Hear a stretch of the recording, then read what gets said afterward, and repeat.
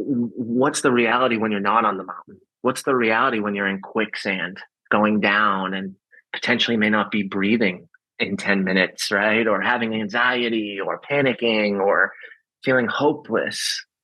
And for me, through those processes early on, I didn't have faith. I wasn't spiritual. I didn't grow up like that. So I really did feel hopeless. Mm. And I think the only thing for me that pushed me was to push back on it and say it's not going to defeat me. Mhm. And that's truly how I got through it. Hello, friends. Welcome back to Blessings. Today, I want to introduce you to Jim Morris out of Nashville, Tennessee. Jim wants to change lives, but not just a few. His goal is to reach over 1 million people with conversations and events about growth and amplification of the things that truly move the needle in life. He recently over delivered with his Impact Effect 2023 event, which I attended and enjoyed very much. And he emphasizes the power of relationships to fuel success and build character. He has traversed a road with many hills and valleys, and we're going to dig into the details of his life from the beginning until now as he recounts some of those ups and downs and what it takes for those of us who are hungry for positive change in the world to get to where we want to go in life and to help others to do the same. So, welcome to the show, Jim. Thank you so much. I'm very excited to share some lessons and hopefully create some impact for your listeners. Yes, and I'm excited to hear what you have to say because you always have these nuggets. I've listened to a few interviews with you, and you definitely have some great words of wisdom. So, we're going to make the most of that. But I want to start off with a big question. I will take you back into your story, but I like to start out with something big to get the wheels really turning. Why do you think that we are here on this planet? What are we here to do? That's a great question. I'm going to probably go a little deep, so bear with me. I love it. But I truly believe that the human capital, the human population, is really on this world to create experiences that are memorable and ultimately equate to the number one emotion of love. For me specifically, I think that's the unifying bond in any relationship. And there's different levels of that. But ultimately, I think that's what continues to push the needle in our lives to give us drive: the compassion, the caring, the relationships, the lessons, the blessings. But really, just we're species and we're on this earth, and there can be impact in so many different ways. But I truly believe it's to have this unifying bond with one of another, one with one another, and to truly continue to create impact through that. And I think we can take that down the road of business. We can take that down the road of life. We can take that down the road of spirituality. But for me, strategically, and how I look at all of it in one omnipresence, is it really boils down to the unified love of each other.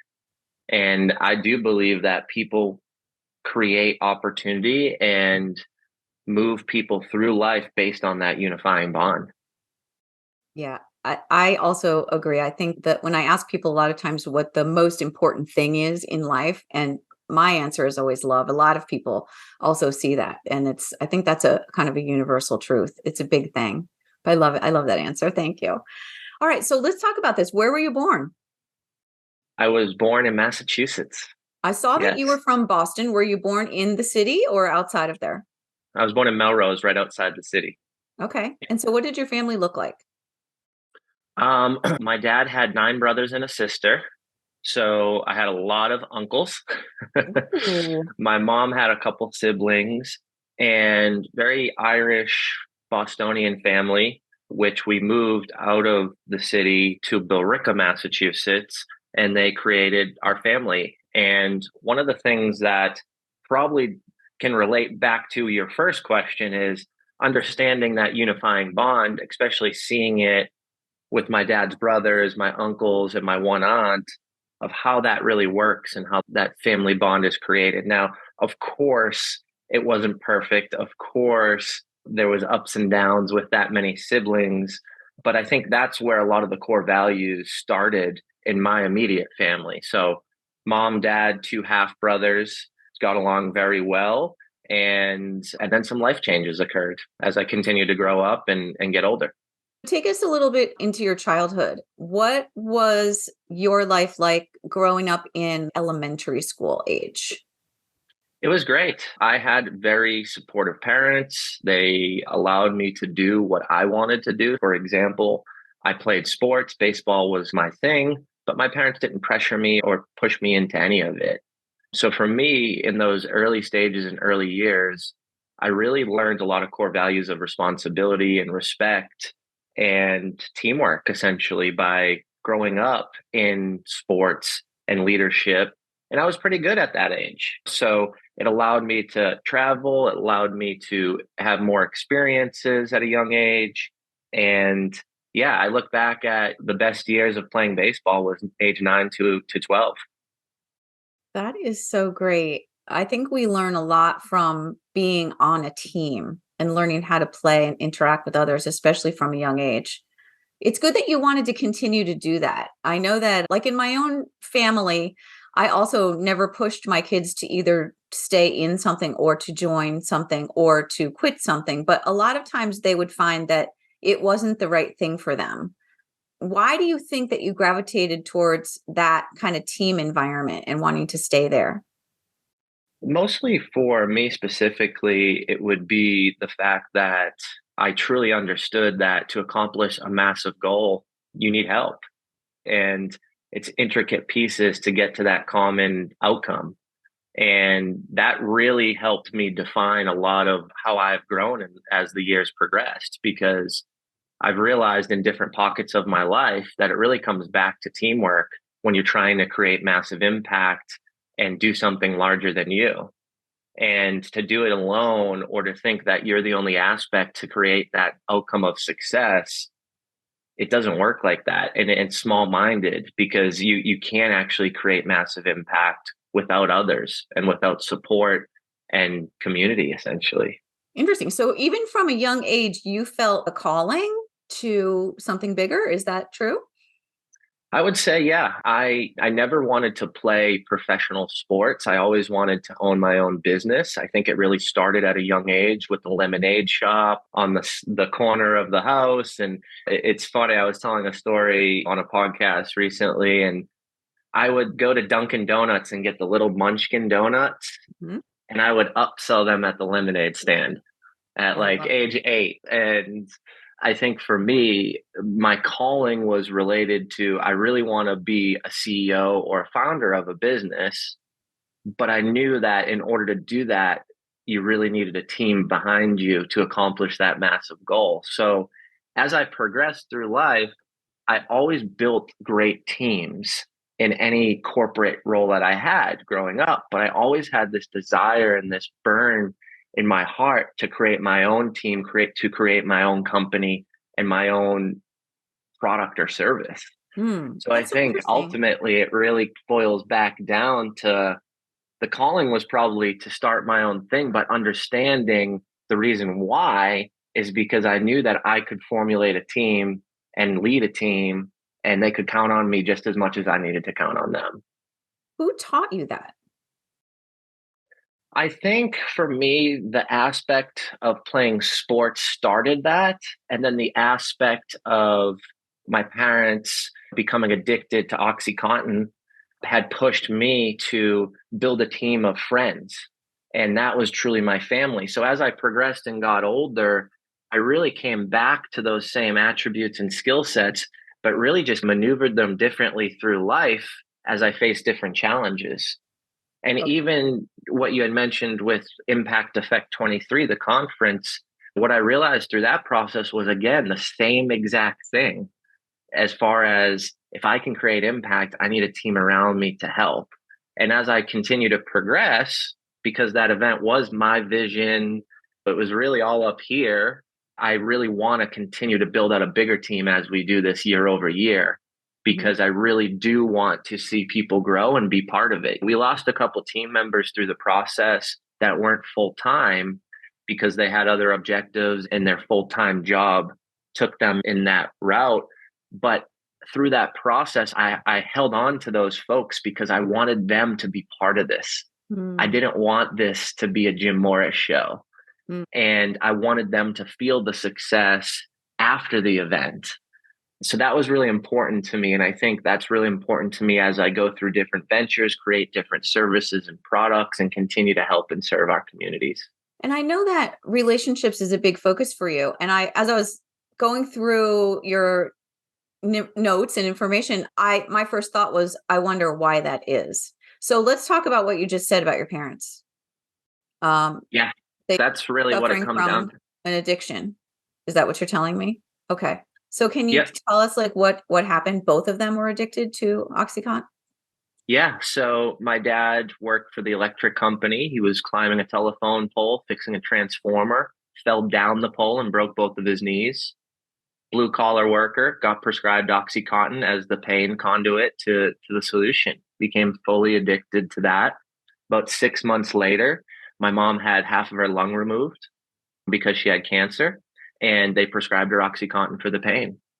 So through that process, when you give an opioid to someone, it becomes a massive addiction. And when you can't fill the prescription, it leads to other sources.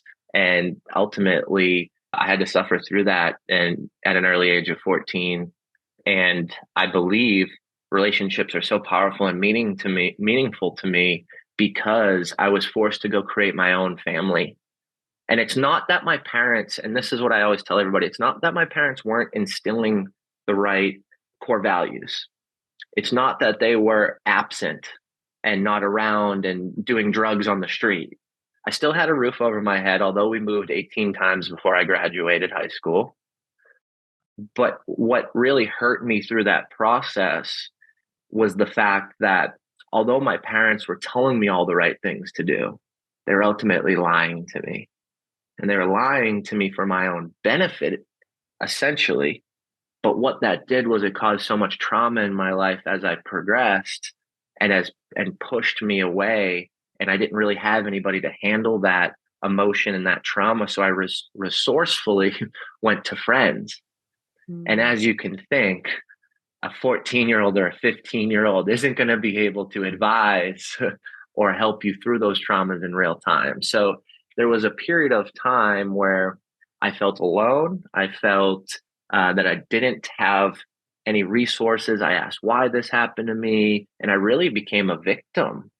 And it took some time to really get out of that process. And that's why I like to talk through that.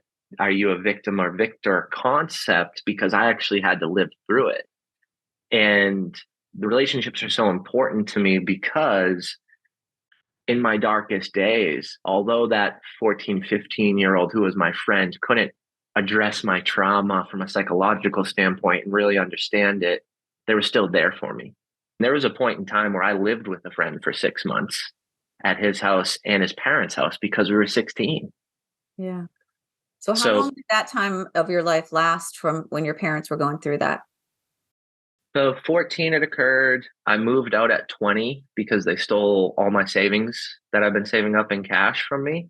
And that's also when I was going to college. It was time to get my own place anyway. After that, my dad passed away and it really fractured the relationship with my mom. Now we actually have a great relationship. My mom was here for the conference. I flew her into town.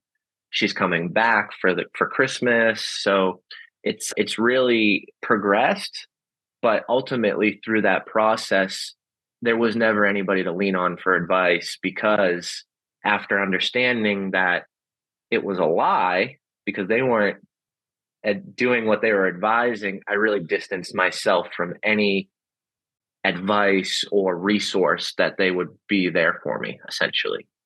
So it felt pretty lonely. I can imagine. That's a tough time. How old were you when your dad passed? I was 24, And did 22, he sorry, Oh, 22. Wow. 22, And he had not recovered when he passed. correct. Okay.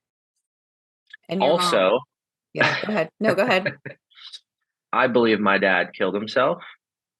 And that's not openly discussed even today with my mom. So I'm still trying to work through having that conversation because he just passed in his sleep and they said his sugar was low. But I had this thought that wasn't true. And I had talked to my brother, and he actually was like, yeah, that's not what happened. And no one really talked about So it's still a theory, but I'm pretty sure that's what happened because a week prior, he upped his life insurance to the maximum. And he was also losing his job at that time. He was being investigated by the union. And we had met for dinner 2 nights before. And I had asked, oh, was mom coming? And he was like, oh, she's not feeling well. It's just going to be us. So as I look back and put those clues together, I'm pretty sure I understand what the reality was, especially with conversing with my brother 3 years later and having that conversation and him saying, yeah, I feel the same way. So that's something still we're working on, right? As I progress and I age and continue to build that relationship with my mother. But ultimately, it was a hard time. And through that process, I drank a lot of alcohol to get through it. And now today I can proudly say I haven't had a sip of alcohol in over a year. But to get through those periods, I really needed the resources of relationships and really needed people to pour into me when I was at my low. And I was just so inside the picture frame that I couldn't see the picture. So I Yeah. really didn't know even to ask or how to ask for help because I was just on a daily basis trying to reduce the trauma and the stress around it. Mm. And even as you talk about that, you're smiling. Why do you think that is? Because I'm good with it. I've done the work in the last couple of years. This is still a new topic for me. Yeah. The first time my mom seen me speak on stage was only 4 months ago. And that was a great moment. And I was honest and talked a little bit about those experiences. And I'm smiling because I'm glad I spent the time and utilized the resources to put myself in a position of identifying what was good for me and what was bad for me. And through that process, amazing things have happened. I met my wife. I've got a 1-year-old. She's sick this week and has had Oh, a 103 temp for 5 days. We're going to get through that. And she's a ball of joy and she's my why.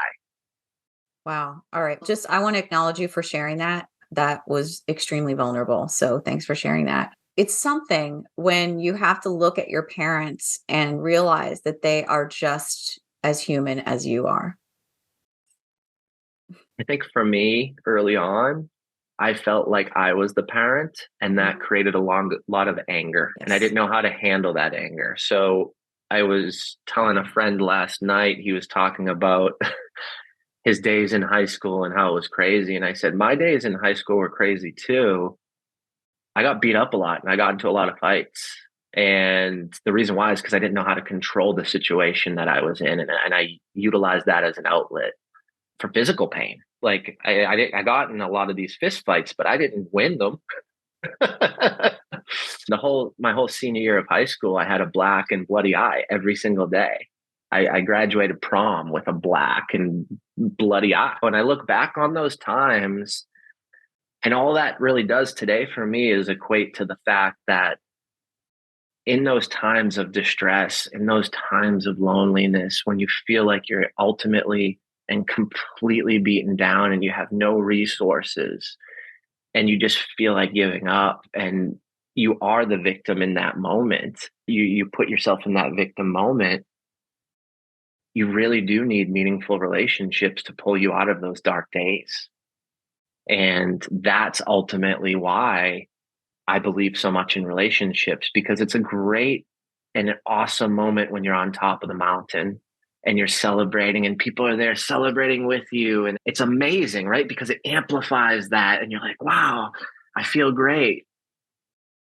But that's the highlight reel. That's what like the highlight reel on social media is, right? Yep. What's the reality when you're not on the mountain? What's the reality when you're in quicksand going down and potentially may not be breathing in 10 minutes, right? Or having anxiety or panicking or feeling hopeless.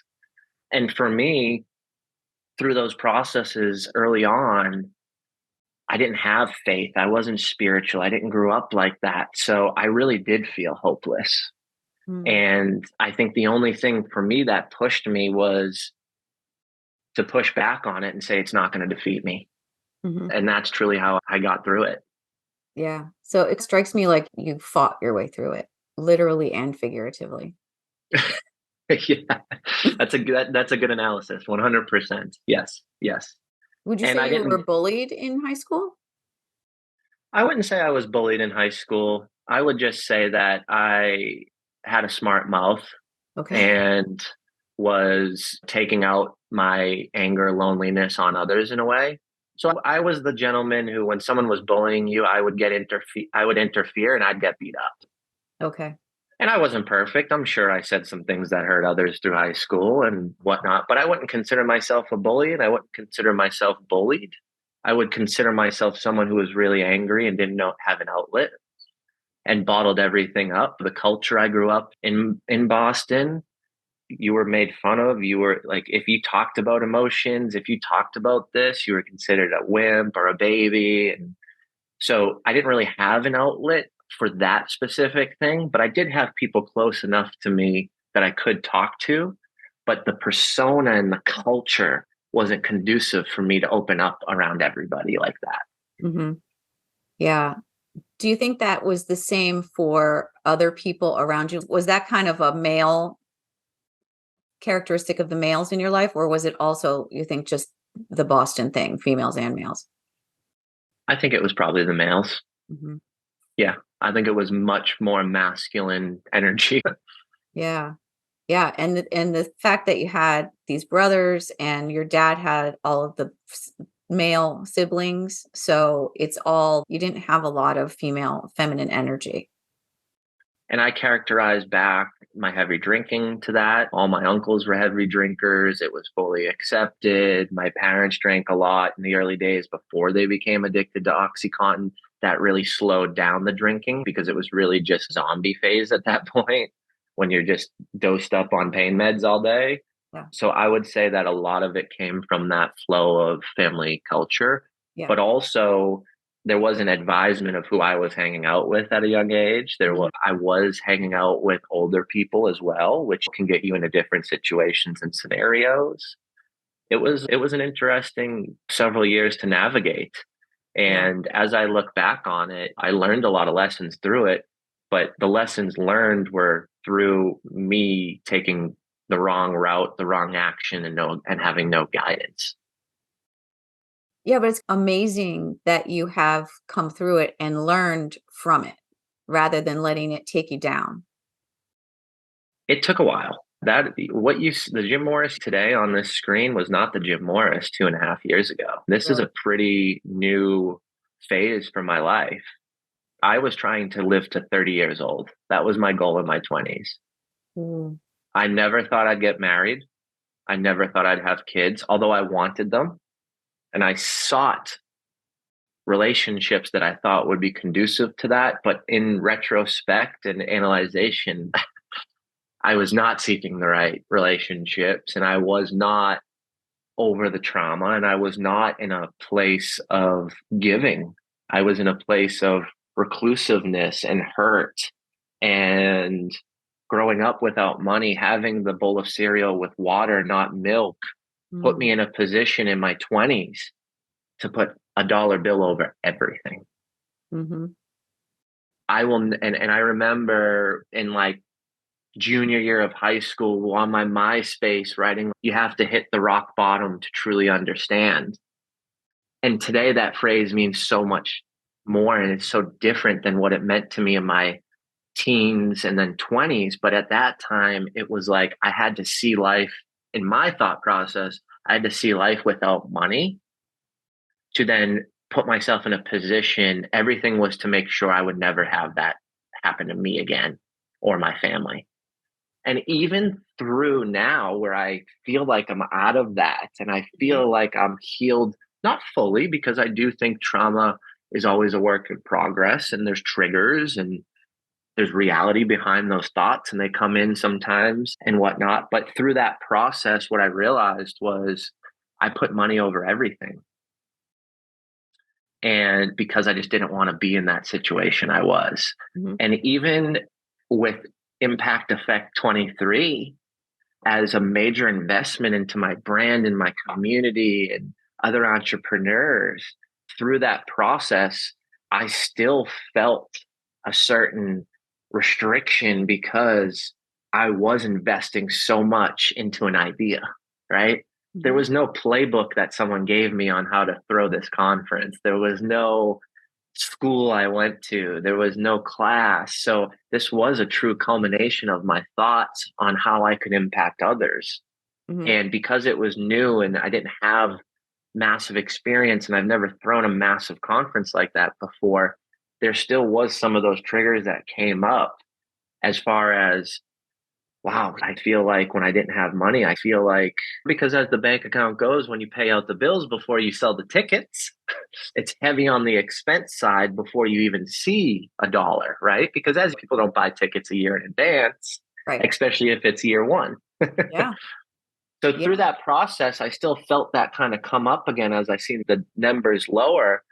So I had to work through the fact that my life isn't surrounded around a green piece of paper. There's so And much as I to say unpack. that, you could probably see me trying to center a little bit here because even saying that, it rises some cortisol, right? Because Yeah. although I understand it, there's still a reality sometimes that is real when that bank account goes down low and you're investing in someone before you see that return. So it brought Yeah. back a little bit of those early day memories. So I'm continuously trying to improve and progress through that. Yeah. Yeah. Yeah. I think the first thing I noticed at the event itself was the expense you must have put in to put that on. I was Thank like, you. wow, Thank you. this is no joke. You had an amazing venue. I'm sure that wasn't cheap. The food, the speakers that you had, the attention to detail and the Thank setup you. and everything. It was very well done. I've put on some major events in my day as well. And so I know what goes into that. It is enormous. So yeah, so kudos. That was fantastic. And I know it's an investment in yourself. Yes. It's not just about the event. It's about building something and starting a phenomenon. So Yep. you could see that. I think that came across in the energy. So tell me, what did you go to college for? I went to college for business. Okay. So I just got a business admin degree and concentration in leadership and Okay. entrepreneurship. So that sort of set the stage. And how did you get to college with such a difficult time going on in your life? Like, how did you actually manage to get into college and make it happen? It's a great question. And I'm thankful for you asking me that because this was a very pivotal point in my life. And I do believe if I didn't make the extra effort and to push through the situation and scenario, I probably wouldn't be where I'm sitting today having this conversation with you. And I recognize that. And that's very real.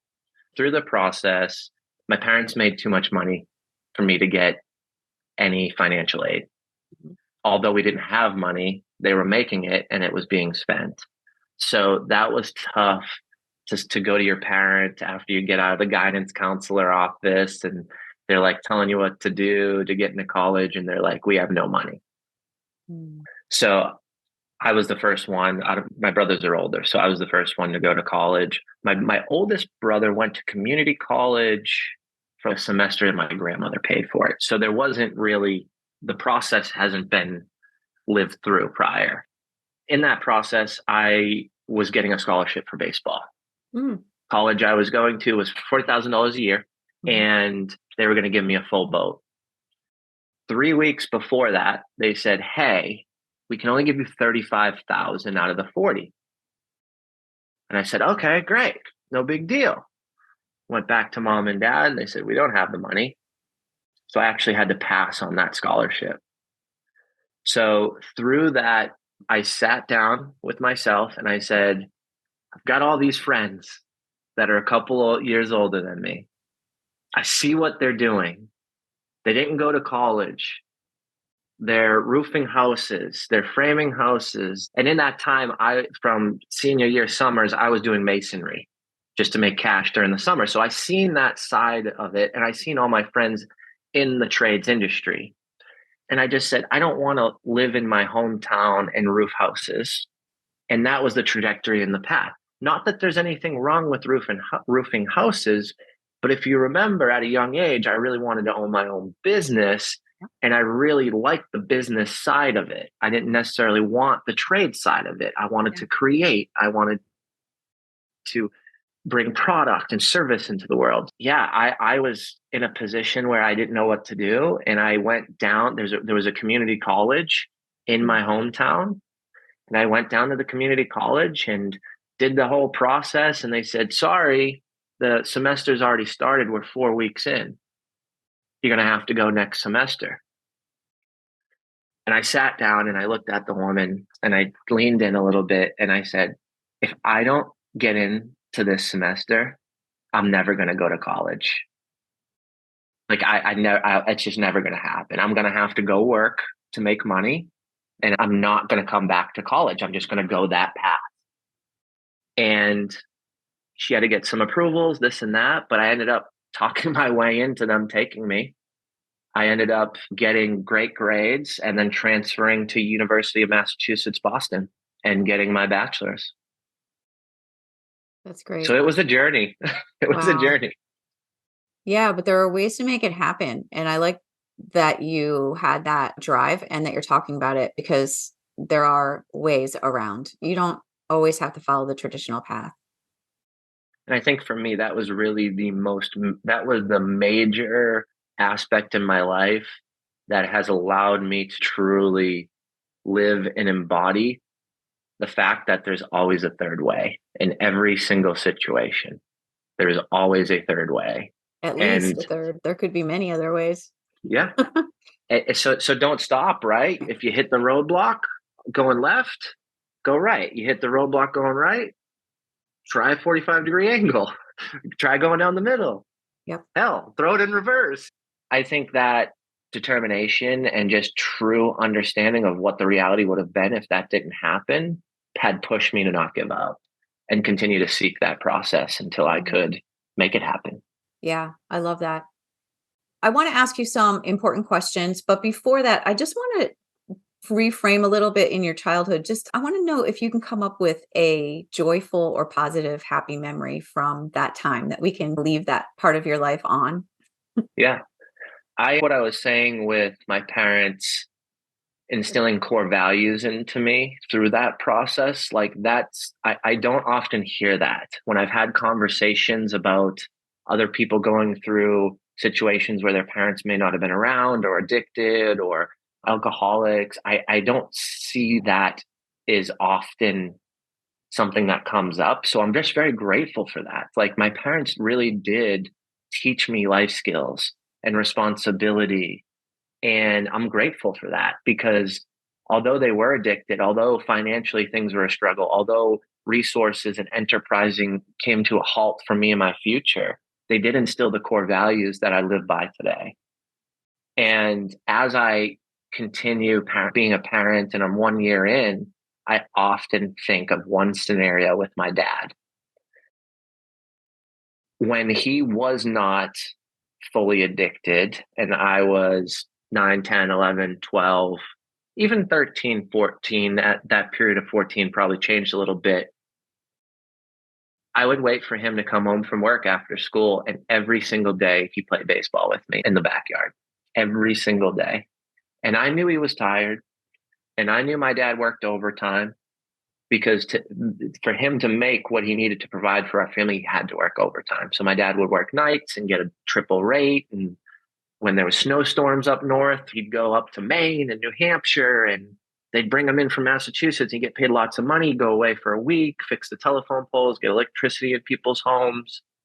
So I knew he was tired. I knew he worked a lot, but still, he got up and he did that, and it made a massive impact in my life. And it's also given me the value that although I may be tired after work, although I may just get in from a red eye from LA after a speaking gig back to Nashville, I still need to show up for my daughter. And I still need to be a hero at home, not just in my line of work.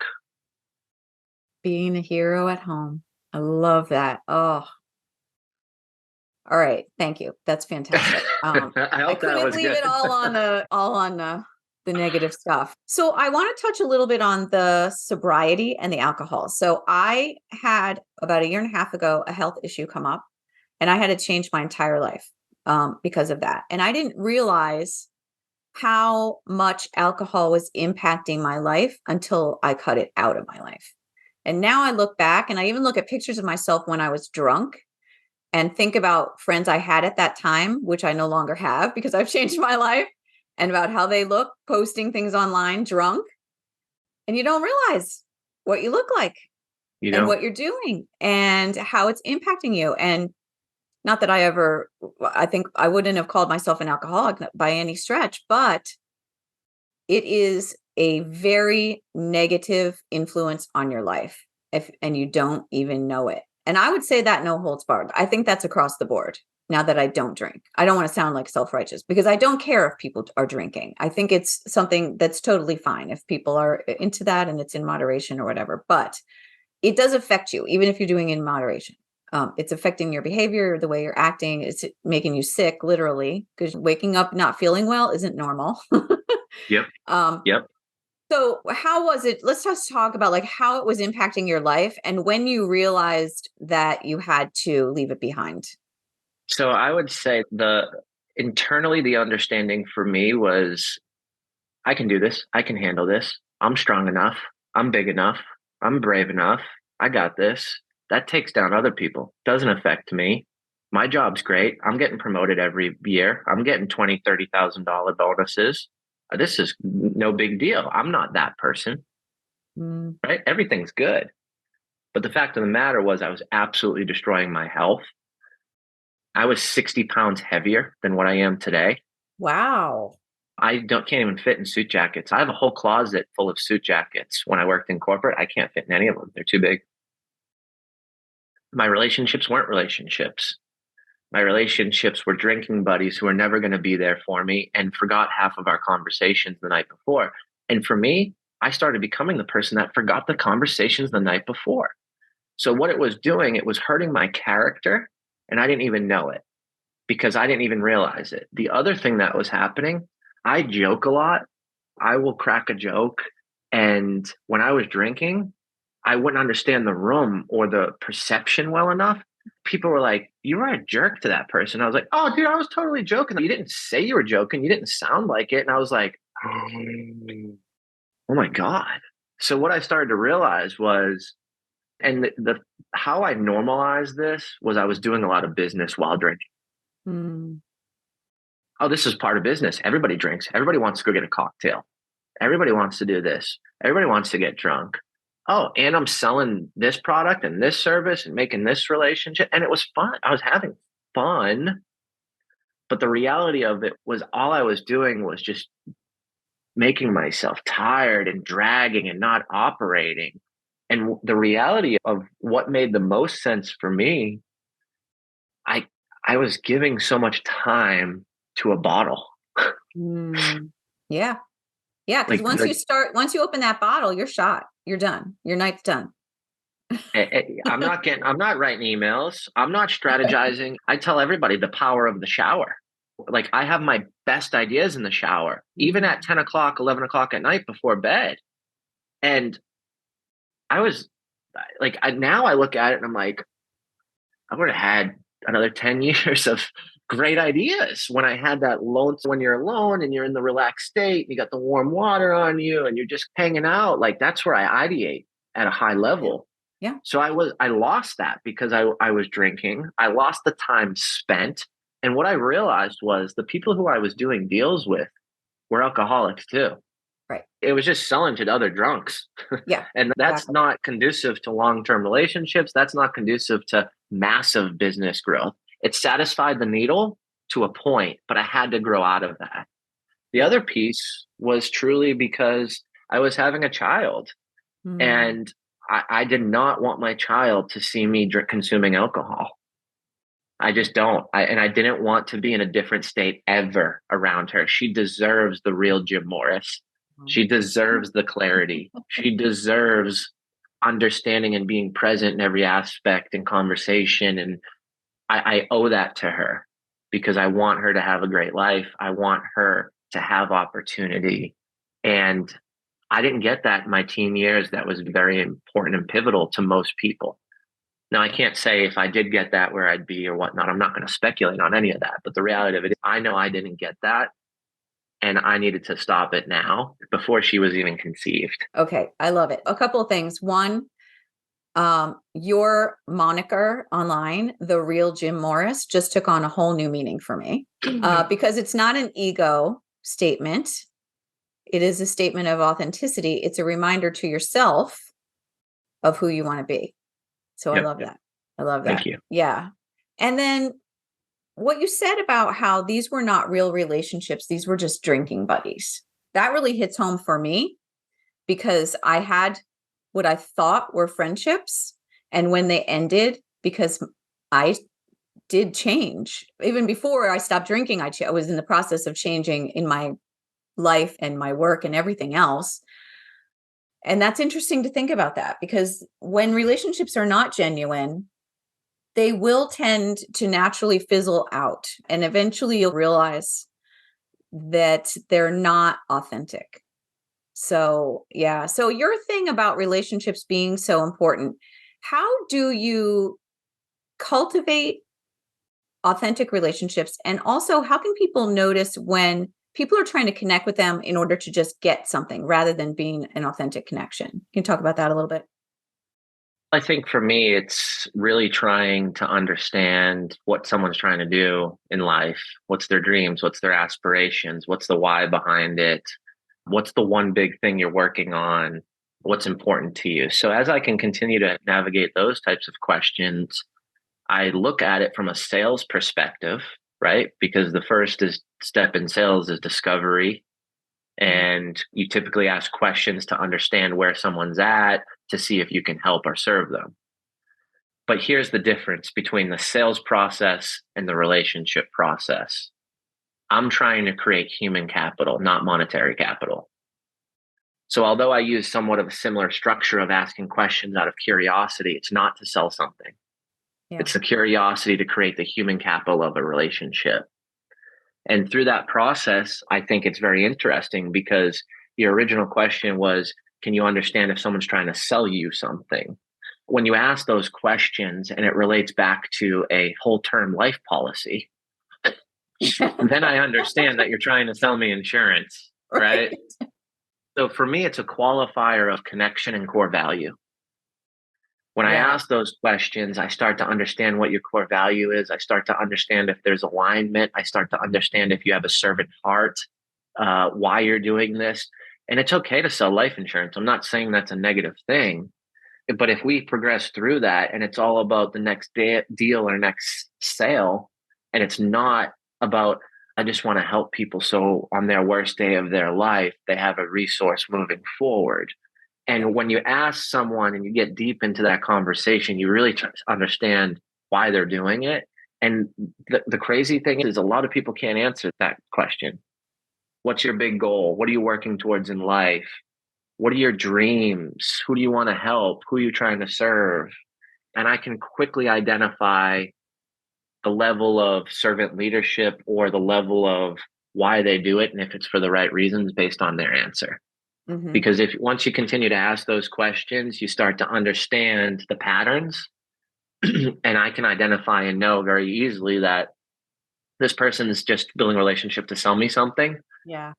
because they're not going deep with me. Right. And it's fine if you don't want to go deep and it's a new relationship.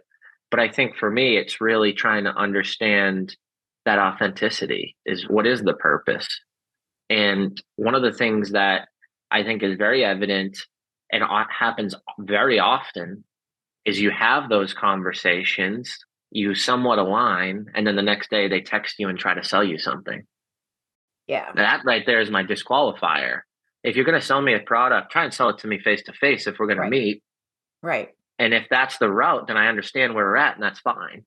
Yeah. Yeah. No, You I know? know. It's funny. I just did a presentation for a real estate company, and this was the topic: small talk versus deep talk, and authenticity, and the power of authenticity and how it can amplify your sales. And really, because everybody knows what it feels like when someone is being fake and when the question doesn't match the situation. I use the example of being in the salon getting my lip waxed, and they got this woman smearing hot wax, and she's in my face, and I'm just waiting for her to rip it off. And she says to me, "So, do you have any plans for the weekend?" And I'm like, "Small talk. It's canceled. No, Yeah. no small talk." I think that's really important when you're talking about relationships, is really coming from a place of authenticity. And when you are doing it because it's a part of your job as a salesperson, there's nothing wrong with that. But you have to really believe, like you said, that what you're selling is going to help them moving forward. Okay. I think it starts with that qualifying the Yeah. questions and the curiosity, right? Because how do I know if you need this? Or Right. how do I know if I can help you? I'm just making an assumption up front. And Right. that's doesn't feel honest, true, or purposeful for the right reason sometimes. So true. So true. So, how do you maintain your authenticity as a father? I've made mistakes, a lot of them. I often continue to make mistakes. And I just want to talk through that when my daughter is old enough to realize and have a conversation with me. So, right now, in the period that I'm at, because she's only one, I have a document in my phone where I do put down some of the mistakes I've made, some of the lessons, and then also in that same document on my notepad, I have a document that's titled Ellie Will Be Like Dot. And I just go through and there's about 85 things on that right now. And I'm manifesting that she will be like this and she will be like that and she will be respectful. And when she makes a mistake, she will fall on the sword and apologize. And she won't avoid conflict for the right reasons and she will avoid it for the right reasons. And she should always respect her mother because she conceived her and she has given up so much for the success of her daughter. And so I've just got this list that I've created and I'm just waiting for the moment to be able to have those higher level conversations. But I think for me, when my wife was pregnant, I really went into this panic mode of I really need to figure out what's extremely important for me to advise and grow her the right way. And that's when I created that document. And in that document, I realized that I wasn't half of the things I wanted her to be. Mm, wow. And in that moment is when I made these life changes. And it's a crazy story, actually. I left the conference in Long Beach, California. I was walking down the street. I was by myself. It was late at night, dark. I was hungry. And I was just consuming what I heard all day in my head and playing it over and just walking. And the first thought was, okay, I need to make this list. Ellie will be like. And I'm just writing and I'm texting and I'm walking and I'm hungry. And I look over and there's this small boutique Italian restaurant called Ellie's. And it's packed. So I go up and I'm like, can I grab a seat? It's just me, right? I put my little sales pitch on. It's just me. I'm not from here. And they're like, oh, you have a seat right here. Place is packed. People waiting in lines. And I sit down and still to this day, I'm laughing because I can only imagine what other people thought of me. But I'm sitting down and I'm writing this Ellie will be like list. I've got this amazing platter of food and I'm just bawling my eyes out crying and it's like filling up my bowl of food and I'm just like, wow, I'm writing this. But that was such a pivotal moment. And that's what really transformed my life. The next day, I went through all the negative things I was doing and I changed a lot of them and I'm still progressing and I'm still working on that list. Don't get me wrong. I'm not perfect. I don't think anybody is. But that ignited the transformation for me. That ignited the reinvention of Jim. That ignited me boiling it down to the reality of who do I want my daughter to be? And if I'm going to be the real Jim Morris, I need to be that for her. I'm excited because I'm not at the stage where I feel like I can impact and have deep conversation, right? Because she's only one. Yeah. But I'm still building for those moments and I'm still working on myself at a high pace, I think, for my own situation. And you're not very old. You're like a spring chicken. How old are you? 30, 33, 30, 34. I just turned 34. 34. All Yep. right. Happy birthday. Thank you. I Thank love you. that. You have a lot of really wise insights. And when I was 33, I wasn't thinking about those things at all. I was thinking about having babies. I was thinking about having a family. And actually at that time, I was going through a difficult time with my mom, who was going through an episode of depression. And then she ended up, unfortunately, passing away a couple of years later. So it was a difficult time.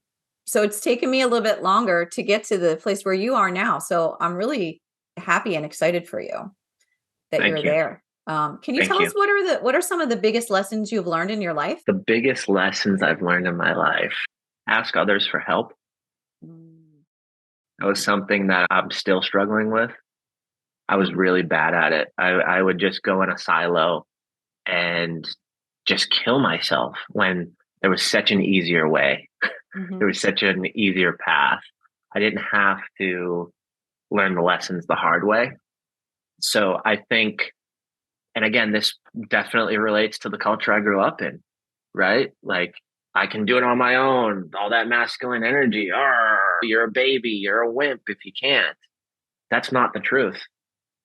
That is not the truth. I define that situation as false. I think the truth is you should enterprise. You should ask for help. You should be resourceful.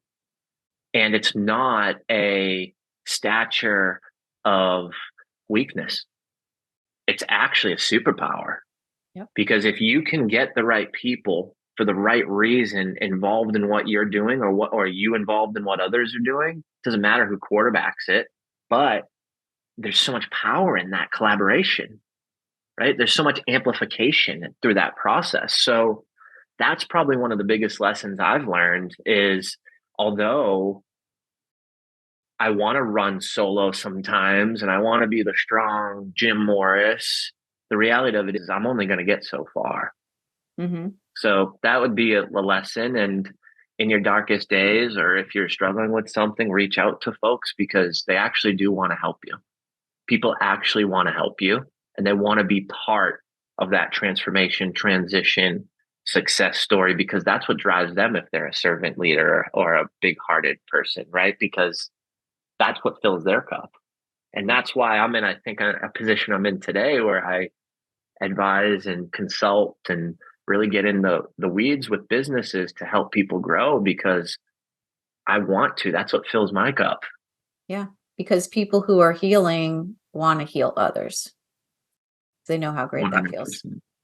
100%. And I love 100%. what you said about collaboration because in the beginning you talked about the love being the most important thing. And for us, that's why we're here, basically. And collaboration is love energy. Fighting is not love energy. That's fear energy. Yep. And so 100%. building from a place of love rather than a place of fear. Yeah, Yes. I love that. Yep. What about your blessings? What's your biggest set of blessings, the things you're most grateful for? My wife, my wife, is so supportive, in my aspirations and my dreams.